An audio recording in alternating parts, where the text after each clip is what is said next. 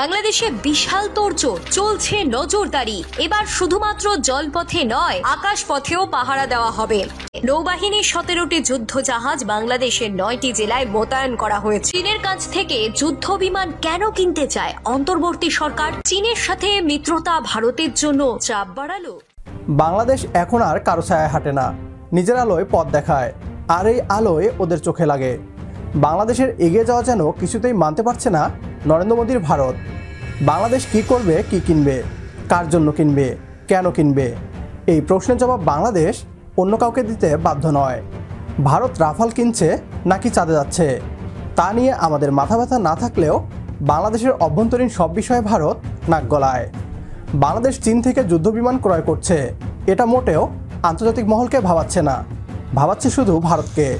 আর এটা নিয়ে ঘরে বাইরে সমালোচনা হচ্ছে না, শুধুমাত্র ভারতীয়রাই করছে। এ নিয়ে কী বলছে ভারতীয় পশ্চিমবাংলার মিডিয়া, আসুন তা দেখি। অনুরোধ করছি ভিডিওটি শেষ পর্যন্ত দেখার জন্য, কেননা ভিডিওর শেষ অংশে ভারতীয়দের দাঁত ভাঙা জবাব দিব আমরা।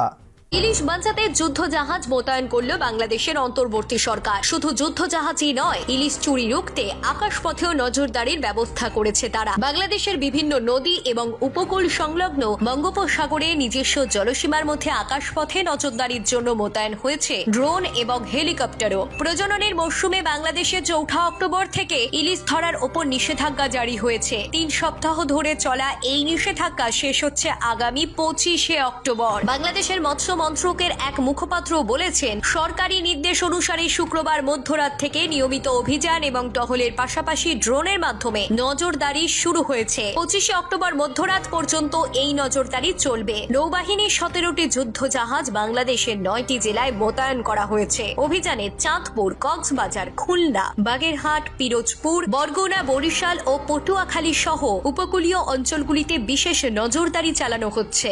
এরই মধ্যে আরেক খবরে শোরগোল আন্তর্জাতিক মহলে। চীনের কাছ থেকে অত্যাধুনিক J-10C মডেলের 20টি যুদ্ধ বিমান কেনার উদ্যোগ নিয়েছে বাংলাদেশের অন্তর্বর্তী সরকার। আর এতে খরচ হবে 15,000 কোটি টাকারও বেশি। কেন এত বড় একটি ক্রয় হতে চলেছে তা নিয়ে ব্যাপক আলোচনা সমালোচনা শুরু হয়েছে বিভিন্ন মহলে। প্রতিরক্ষার মতো এত গুরুত্বপূর্ণ খাতে কেনাকাটার ক্ষেত্রে কেন সিদ্ধান্ত নিয়েছে অন্তর্বর্তী সরকার? তাছাড়া যখন নির্বাচনের আর মাত্র 5 মাস বাকি, এমন সময় প্রতিরক্ষা খাতে অন্তর্বর্তী সরকারের এমন গুরুত্বপূর্ণ সিদ্ধান্ত ভাবাচ্ছে সামরিক খাতের বিশেষজ্ঞদেরও। গত বছর আগস্টে গণ অভ্যুত্থানের মাধ্যমে শেখ হাসিনার সরকার পতনের পর মোহাম্মদ ইউনূসের নেতৃত্বে গঠিত হয় অন্তর্বর্তীকালীন সরকার। দায়িত্ব নেওয়ার পর প্রথম বিদেশ সফর হিসেবে গত মার্চে চীন সফর করেছেন অন্তর্বর্তী সরকারের প্রধান উপদেষ্টা ডক্টর মোহাম্মদ ইউনূস। এছাড়া বিভিন্ন রাজনৈতিক দলের নেতারাও এই সরকারের মেয়াদকালে দফায় দফায় চীন সফর করেছেন। এরপরেই এই সিদ্ধান্ত ভাবাচ্ছে গোটা আন্তর্জাতিক মহলকে।